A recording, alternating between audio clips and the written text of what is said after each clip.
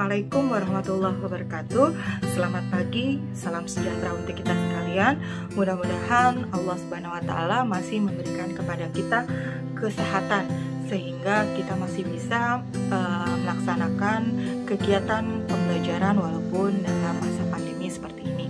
Mudah-mudahan pula Allah segera mengangkat pandemi ini agar kita bisa cepat kembali ke sekolah. Baik, sebelumnya saya ingatkan kembali, mudah-mudahan kalian sudah mengisi link absen yang sudah Ibu sebarkan di grup agar Ibu tahu bahwa kehadiran kalian untuk pembelajaran pada kesempatan kali ini. Dan kali ini Ibu harap kalian sudah memiliki buku pegangan yang sudah diberikan oleh perpustakaan sehingga Ibu bisa melanjutkan kegiatan pembelajaran kita yang tertunda kemarin. Oh iya, Ibu mohon maaf, kemarin Ibu lupa masuk kelas karena satu dan lain hal. Baik anak-anakku sekalian, hari ini kita sudah akan membahas mengenai pembelajaran IPA di bab pertama, yaitu kalau kalian buka, silahkan kalian buka bukunya di halaman 1, yaitu mengenai gerak benda dan makhluk hidup di lingkungan sekitar. Baik, pada kesempatan lalu Ibu sudah sedikit membahas mengenai gerak benda dan makhluk di sekitar. Nah, pada hari ini kita akan mencoba membahas mengenai gerak pada benda. Nah, gerak pada benda yang ingin Ibu sampaikan pada kesempatan kali ini yaitu ada di KD 3.2, yaitu mengenai analisis gerak lurus, pengaruh gaya terhadap gerak benda berdasarkan hukum Newton dan penerapannya pada gerak benda dan gerak pada makhluk hidup. Nah, kebetulan pada kesempatan kali ini kita akan membahas gerak pada benda. Pada benda, mudah-mudahan kalian bisa lihat ya. Gerak pada benda, kalau kita buat konsepnya, itu terdiri dari gerak lurus, gaya, dan hukum Newton. Jadi konsep yang akan kita pelajari di KD 3.2 ini yaitu ada 3 hal. Yang pertama gerak lurus, yang kedua gaya, dan yang ketiga hukum Newton. Nah, pada hari ini karena pokok bahasan kita ada 3, pada kesempatan kali ini di hari Kamis ini saya akan mencoba membahas atau akan menerangkan mengenai gerak lurus. Nah, gerak lurus itu dibedakan menjadi 2, yaitu gerak lurus beraturan dan gerak lurus berubah beraturan. Pada gerak ada konsep yang harus kita kuasai terlebih dahulu. Yang pertama yaitu apa itu tentang gerak. Jadi kamu harus tahu gerak itu apa sih gerak. Yang kedua gerak lurus, karena kita akan mempelajari gerak lurus, maka konsep gerak lurusnya itu harus kalian perhatikan juga. Apa sih gerak lurus itu? Kemudian jarak. Nah, kalau kita bicara tentang gerak, maka akan timbul yang namanya jarak. Kemudian ada perpindahan, ada kecepatan, ada kelajuan, dan ada gaya itu sendiri. Awal, saya sudah menjelaskan bahwa gerak itu adalah berubahnya posisi dari keadaan awal ke keadaan akhir. Setiap benda atau makhluk hidup dikatakan bergerak jika memiliki perpindahan atau jika memiliki perubahan terhadap posisi. Nah, posisi awalnya seperti apa, posisi akhirnya seperti apa, itu yang disebut dengan gerak. Bahwa benda itu bergerak atau tidak bergerak. Nah, kemudian konsep yang akan kita pelajari pada kesempatan kali ini yaitu perpindahan yang terjadi pada trek atau lintasan yang lurus, makanya disebut dengan gerak lurus. Atau kalau kita definisikan secara gamblang, gerak lurus adalah gerak yang terjadi pada benda yang berada di posisi atau trek atau lintasan yang lurus. Sebagai contoh, misalkan kita berjalan dari posisi A ke posisi B dalam satu lintasan lurus, berarti kalian sudah melakukan gerak lurus. Atau ketika kalian bersepeda di jalanan, Nah, jalanan yang kalian lalui itu punya lintasan kan? Lintasannya lintasan lurus. Maka perpindahan atau gerak yang kalian lakukan pada trek tersebut disebut dengan gerak lurus. Nah, gerak lurus ini ada dua jenis anak-anakku sekalian.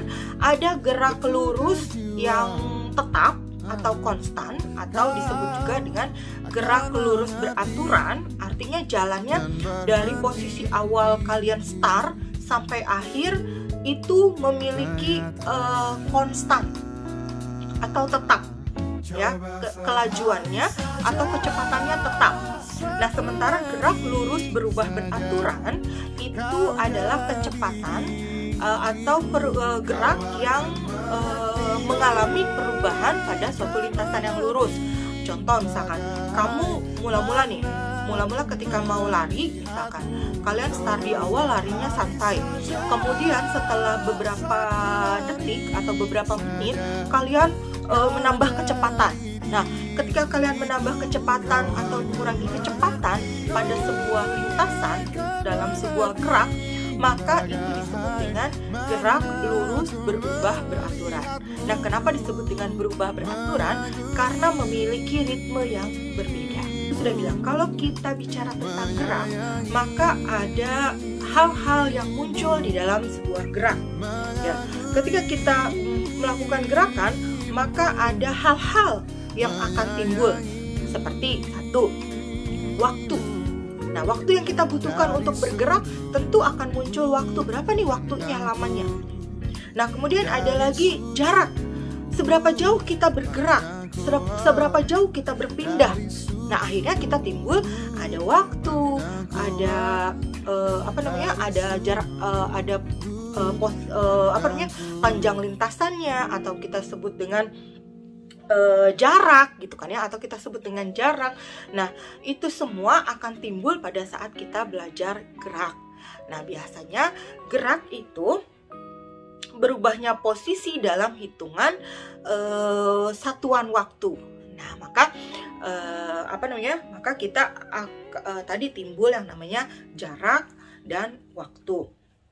Kemudian ada jarak, ada perpindahan. Awas, ketika kita melakukan gerak, maka akan timbul yang namanya perubahan dan jarak. Apa sih beda? Apakah sama antara antara perpindahan dan jarak, atau sama gitu ya? Nyata jarak dan perpindahan itu berbeda. Nah, kalau di dalam gerak fisika, jarak dan perpindahan itu beda. Kalau jarak adalah panjang lintasan yang kita lalui. Contoh misalkan, kamu bergerak dari rumah ke sekolah, kembali lagi ke rumah. Nah, kalau di dalam fisika, kamu melakukan gerakan, apakah punya jarak? Di dalam permasalahan kalian dari rumah ke sekolah, balik lagi ke rumah, atau kalian hanya berpindah?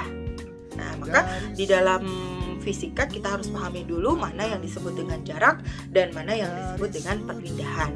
Nah, jarak adalah panjang lintasan, sementara perpindahan adalah berubahnya posisi benda dari keadaan awal dan keadaan akhir. Artinya di sini kita memperhatikan keadaan awal dan akhir dari proses kita bergerak. Nah, nih Bu udah buatkan sampel, mudah-mudahan kalian bisa memahaminya. Nah, lihat, Ibu punya track, ya, ada. Kalian kelihatan nggak? Ada tracknya. Dari titik A ke titik B, titik C, titik D, kemudian titik A. Nah, jika dari titik A ke titik B 3 meter, kemudian dari titik B ke titik C itu 2 meter, dari titik C ke titik D itu 1 meter, dari titik D ke titik A itu 6 meter, maka kita akan lihat pada sebuah kasus untuk membedakan antara perpindahan dan jaraknya. Tadi contoh misalkan, titik A ini adalah rumah kalian. Ya, titik A ini adalah rumah kalian. Sementara titik D itu adalah sekolah, misalkan ya. Itu adalah sekolah. Misalkan titik B kita anggap sebagai mall, misalkan. Kemudian titik C kita anggap sebagai pasar, misalkan. Nah, jadi kalau kalau rumah kamu ada di titik A, mall ada di titik B, pasar ada di titik C, dan sekolah ada di titik D, maka kalau misalkan kita ditanya berapa jarak dan perpindahan yang kita lakukan jika kamu melakukan perpindahan dari rumah ke sekolah. Nah, dari rumah ke sekolahnya, kalau misalkan kamu dari rumah ke sekolahnya melewati titik A ke titik D, maka yang disebut dengan jarak adalah 6 meter. Karena panjang lintasan dari titik A ke titik D itu adalah 6 meter. Adakah perpindahannya? Yes, ada. Berapa? 6 meter. Nah, tapi kalau misalkan gini, berapa jarak dan perpindahan yang dilakukan oleh Tono ketika Tono dari rumah ke sekolah melalui titik A ke titik D? Jadi dari rumah ke sekolah ke rumah. Titik awalnya ada di rumah dan titik akhirnya ada di rumah. Maka Tono melakukan jarak itu 12 meter. Kenapa? Karena jarak adalah panjang lintasannya. Dari rumah titik A ke titik D. Titik A ke titik D 6 meter. Kemudian Tono kembali lagi ke rumah lewat titik D ke titik A 6 meter. Berarti 2 kali 6 meter berarti 12 meter. Sementara berapa perpindahan yang dilakukan oleh Tono? 6 meter, 12 meter, atau 0? Nah, ini dia. Nah, yang dilakukan oleh Tono pada kasus ini, perpindahannya itu adalah 0, anak-anakku sekalian. Kenapa 0? Karena Tono dari titik A ke titik D kembali lagi ke titik A. Titik A-nya 0, kembali lagi 0. Nah, maka perpindahan dan jarak itu sangat berbeda. Nah, kecuali tadi, kalau misalkan Tono dari rumah ke sekolah, udah sampai di sekolah. Jadi titik awalnya di rumah, titik akhirnya di sekolah. Maka dia punya yang namanya perpindahan. Sampai di sini mudah-mudahan kalian paham ya. Atau ibu kasih lagi contoh satu kasus.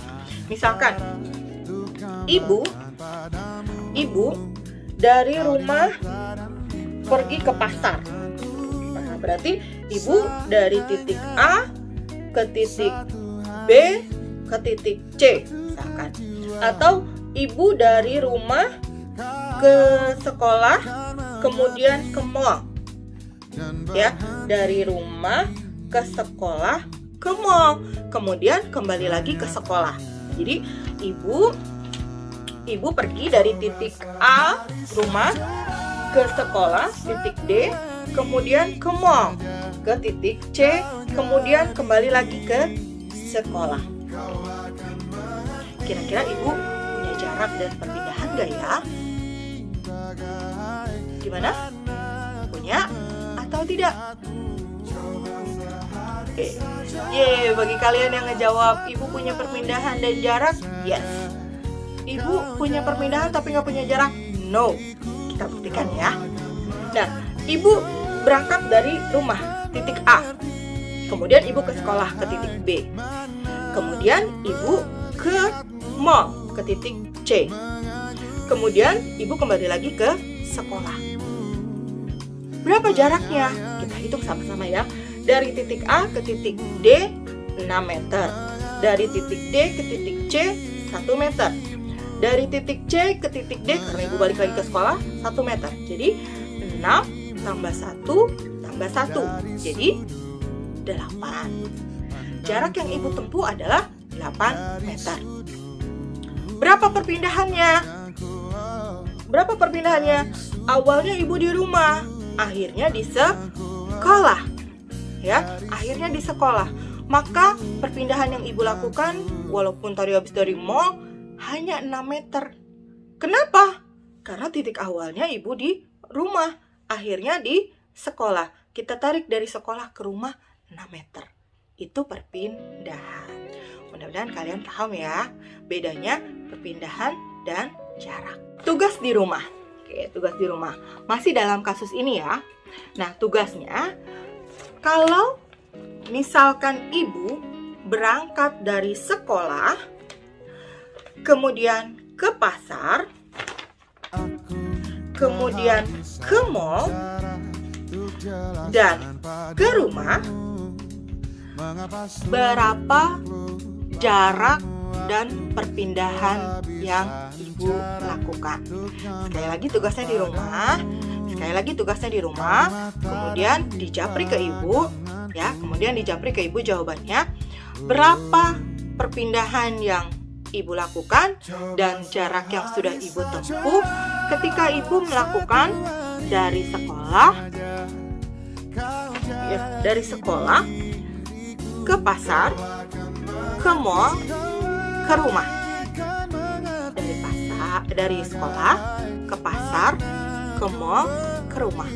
Berapa jarak yang ibu tempuh dan apakah ibu memiliki perpindahan? Kalau iya, tentukan berapa perpindahannya.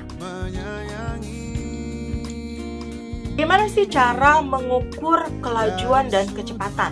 Nah, pada prinsipnya kelajuan dan kecepatan itu disimbolkan dengan huruf V. Dengan huruf V yang sama. Nah, bedanya apa?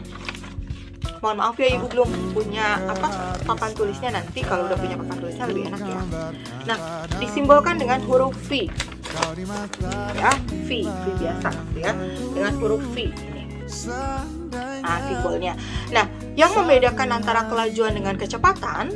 Nah, kalau kelajuan V-nya tidak pakai Y, tidak pakai garis di atas. Nah, ini V doang. Tapi kalau kelajuan, V di atasnya itu harus dikasih tanda strip di huruf V-nya. Jadi, gimana ya? Nah, kurang lebih kayak gini. Nah, sekalian. Nah, nulisnya. Mana? Nih, kayak gini ya. Nah, V kayak gini. Jadi di atasnya itu untuk menentukan membedakan antara kecepatan dan kelajuan. Kenapa V yang di atasnya ada seperti ini? Garis seperti ini. Nah, di dalam besaran fisika itu ada dua, ada besaran vektor dan ada yang bukan besaran vektor. Nah, kalau kelajuan itu bukan besaran vektor karena tidak menunjukkan arahnya. Dia hanya menunjukkan jarak saja. Tapi kalau misalkan kecepatan, nah kalau kecepatan itu adalah besaran vektor. Cirinya apa? Dia V tambah gini. Tambah garis lurus di atas V-nya. Itu untuk menunjukkan bahwa besarannya besaran vektor di dalam fisika karena dia menunjukkan arah.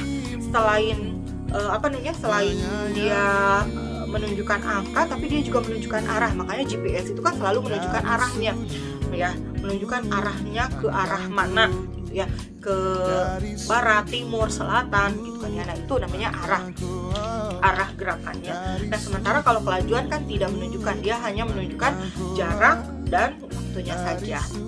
Nah, gitu ya. Jadi paham ya sekarang ya. Nah, makanya kalau kecepatan itu menentukan posisi dari posisi awal sampai posisi akhirnya, berapa perubahannya. Nah, gitu ya anak-anakku sekalian. Nah, maka untuk menghitung kelajuan dan kecepatan pada prinsipnya sama, yaitu karena sama-sama mengukur jarak atau perpindahan. Nah, kalau bedanya apa? Kalau kecepatan itu perpindahannya. Tadi kan kita udah bisa membedakan antara jarak dan perpindahan. Nah, kalau ada perpindahannya, itu berarti kita akan mengukur kecepatannya. Tapi kalau tidak ada perpindahannya, maka kita hanya mengukur jaraknya saja. Ya, atau tidak ada arah gayanya, kita hanya mengukur jaraknya saja.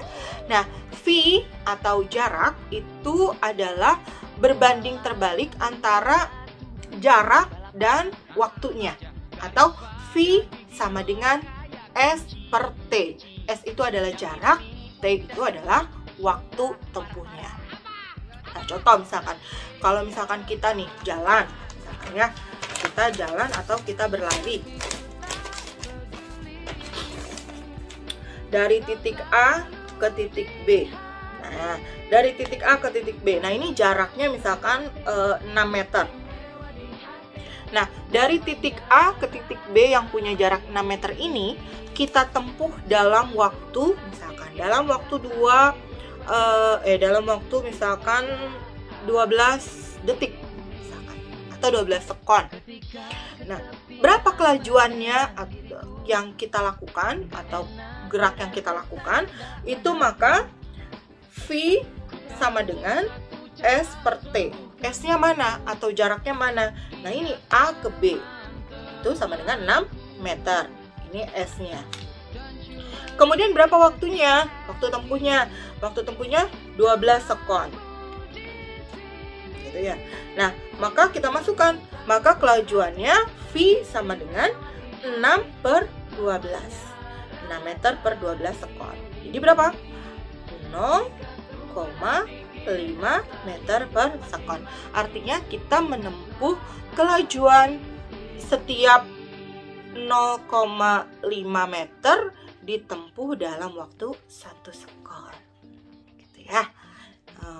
Mudah-mudahan paham ya. Itu kelajuan. Nah, gimana kalau misalkan kecepatan? Nah, kalau karena kecepatan adalah perubahan posisi dari posisi awal ke posisi akhir, maka kita memperhitungkan berbagai perubahannya.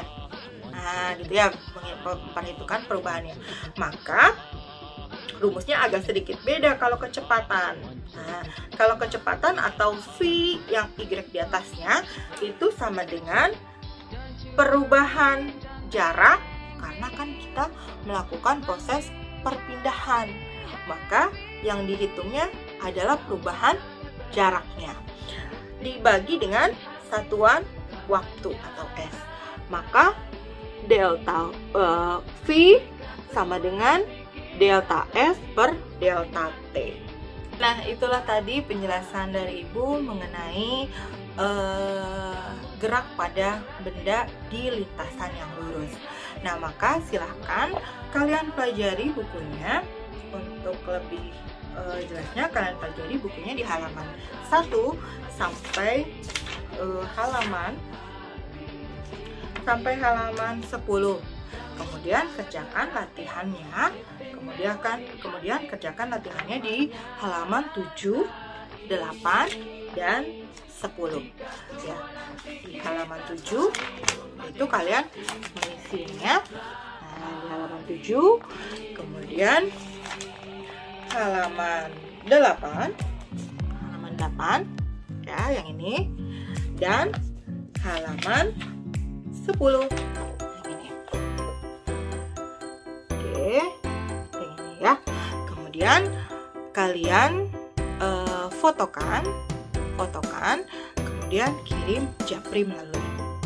Baik ya, semangat belajar anak-anakku sekalian. Mudah-mudahan kalian bisa memahami apa yang Ibu sampaikan pada kesempatan kali ini. Jika ada kesulitan, kalian boleh tanyakan ke Ibu melalui via telepon pribadi kalian. Baik, Ibu akhiri penjelasan Ibu hari ini. Selamat belajar. Mudah-mudahan kalian bisa memahami penjelasan yang sedikit dari Ibu. Ibu akhiri.